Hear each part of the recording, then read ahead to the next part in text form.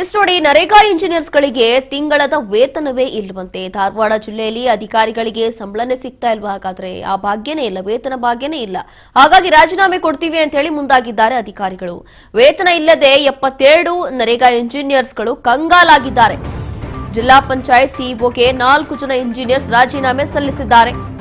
Engineer Shivashankara Bhushetti ರಾಜೀನಾಮೆಯನ್ನ ಸಲ್ಲಿಸಿದ್ದಾರೆ.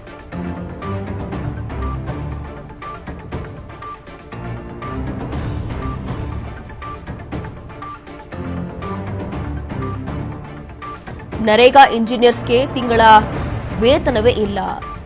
ಧಾರವಾಡ ಜಿಲ್ಲೆಯಲ್ಲಿ ಅಧಿಕಾರಿಗಳಿಗೆ ಸರಿಯಾಗಿ ಸಂಬಳನೇ ಸಿಗ್ತಾ ಇಲ್ಲ. ರಾಜೀನಾಮೆ ಕೊಡ್ತೀವಿ ಅಂತೇಳಿ ಮುಂದಾಗಿದ್ದಾರೆ. ರಾಜೀನಾಮೆಯನ್ನ ಸಲ್ಲಿಕೆ ಮಾಡಿದ್ದಾರೆ. ವೇತನವಿಲ್ಲದೆ 72 ನರೇಗಾ ಇಂಜಿನಿಯರ್ಸ್ಗಳು ಕಂಗಾಲಾಗಿದ್ದಾರೆ.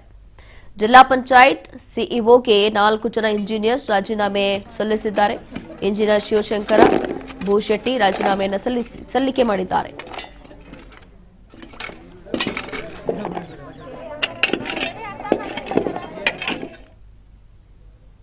ಯೋಜನೆ ಅಡಿಯಲ್ಲಿ ಸುಮಾರು 5 ತಿಂಗಳಿಂದನೇ ನಮ್ಮ ನರೇಗಾ ಯೋಜನೆಯಲ್ಲಿ ಕೆಲಸ ಮಾಡ್ತಕ್ಕಂಥ ಔಟ್ಸೋರ್ಸ್ ಸಿಬ್ಬಂದಿದು ಸಂಬಳ ಆಗಿಲ್ಲ ಅಂತಾನೆ ಅನ್ನೋದು ಔಟ್ಸೋರ್ಸ್ ಸಿಬ್ಬಂದಿಗಳು ನಮಗೆ ಮನವಿ ಕೊಟ್ಟಿದ್ದರು. ಅದರಲ್ಲಿ ಕೆಲವು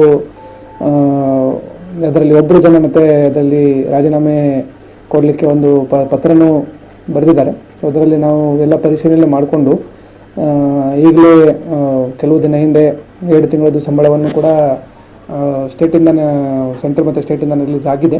ಅದನ್ನು ಕೂಡ 2 ತಿಂಗಳ ಸಂಬಳವನ್ನು ಇಮಿಡಿಯೇಟ್ಲಿ ರಿಲೀಸ್ ಮಾಡಿಕೊಡೋಕ್ಕೆ ನಾವು ಈಗ ಇದನ್ನು ಮಾಡ್ತೀವಿ. ಅದರಲ್ಲಿ 3 ತಿಂಗಳದ್ದು ಇನ್ನು ಸಂಬಳ ಅದರಲ್ಲಿ ಉಳಿಯುತ್ತದೆ. ಆದರೆ ಇದರಲ್ಲಿ ಸುಮಾರು 1-2 ವರ್ಷದಿಂದನೇ ಅಡ್ಮಿನಿಸ್ಟ್ರೇಟಿವ್ ಫಂಡಲ್ಲಿ ಕೊರತೆ ಇರೋ ಕಾರಣದಿಂದನೇ ಅವರಿಗೆ ರೆಗ್ಯುಲರ್ ಆಗಿ ಸಂಬಳ ಕೊಡಲಿಕ್ಕೆ ನಮಗೆ ಪ್ರಾಬ್ಲಮ್ ಬರ್ತಾ ಇದೆ.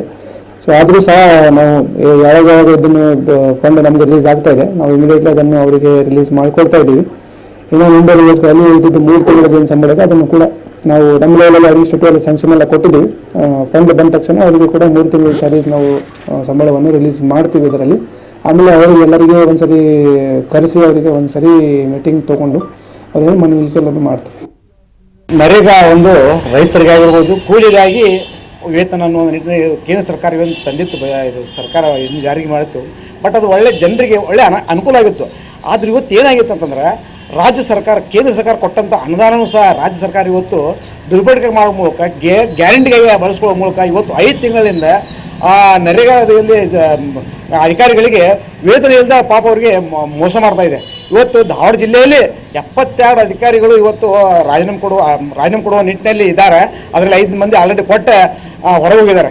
ಯಾಕಪ್ಪ ಇದಂತ ಅಂತಂದ್ರೆ ಇವತ್ತು ರಾಜ್ಯ ಸರ್ಕಾರದ ನಿಷ್ಕಾಳಜಿ ಮತ್ತು ರಾಜ್ಯ ಸರ್ಕಾರ ಏನು ಅನ್ನೋದ. ಇದೇ ವಿಚಾರಕ್ಕೆ ಸಂಬಂಧಪಟ್ಟಂತೆ ಮತ್ತಷ್ಟು ಮಾಹಿತಿಯನ್ನ ಕೊಡ್ತಾರೆ ನಮ್ಮ ಪ್ರತಿನಿಧಿ ಪ್ರಶಾಂತ್.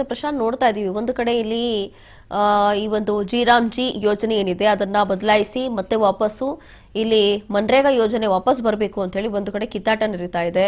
ಈಗಲೂ ಕೂಡ ಅದು ಏನಾಗುತ್ತೆ ಅಂತ ಗೊತ್ತಿಲ್ಲ. ಸದನದಲ್ಲೂ ಕೂಡ ಇದೇ ಗದ್ದಲ ಆಗಿದೆ. ಮತ್ತೊಂದು ಕಡೆ ಪಾಪ ಇಲ್ಲಿ ಆ ಇಂಜಿನಿಯರ್ಸ್ಗಳು ಕಿತ್ತಾಡ್ತಿದ್ದಾರೆ. ಅದರಲ್ಲೂ ಕೂಡ ಅವ್ರಿಗೆ ಸಂಬಳನೇ ಸಿಗ್ತಾ ಇಲ್ಲ ಅಂತ ಹೇಳಿ ರಾಜೀನಾಮೆ ಕೊಡಕ್ ಮುಂದಾಗಿದ್ದಾರೆ. ಇದು ಎಷ್ಟರ ಮಟ್ಟಿಗೆ ಸರಿ, ಏನಾಗಬಹುದು ಮುಂದೆ ಅಂತ? ರೋಶಿನಿ, ಏನಂತಂದ್ರೆ ಈಗಾಗಲೇ ಈ ನರೇಗಾ ಯೋಜನೆಯಿಂದ ಕಳೆದ 5 ತಿಂಗಳಿಂದ ಈ ನರೇಗಾ ಇಂಜಿನಿಯರ್ಗಳಿಗೆ ಸ್ಯಾಲರಿ ಆಗಿಲ್ಲ ಕೂಡ.